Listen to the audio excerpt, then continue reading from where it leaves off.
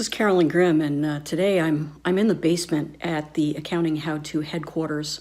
And the reason I'm in the basement is because I have something I want to tell you, and I don't want anybody else to hear it. This is something that I've been suspecting for a long time, and I finally have cracked the code here. So what I've suspected for years is that there is a secret cabal of accounting textbook writers. They're led by a shadowy figure named Carl Warren. Remember that name, Carl Warren. And what this group has been doing is they have been creating accounting textbook homework problems that have tortured accounting students for decades.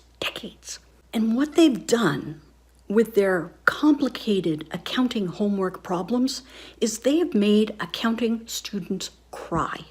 And I'm not talking like a little tear running down the face. No, I'm talking about ugly crying. Like, oh my God, I'm never gonna make it through this.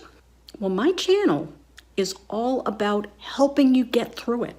It's all about unlocking the mysteries, the secrets of accounting, and defeating this cabal led by Carl Warren.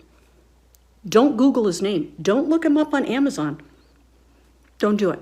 They'll know. So if you follow my channel, Terrence and I will help you to solve the mysteries of those accounting textbooks. What's that, Terrence?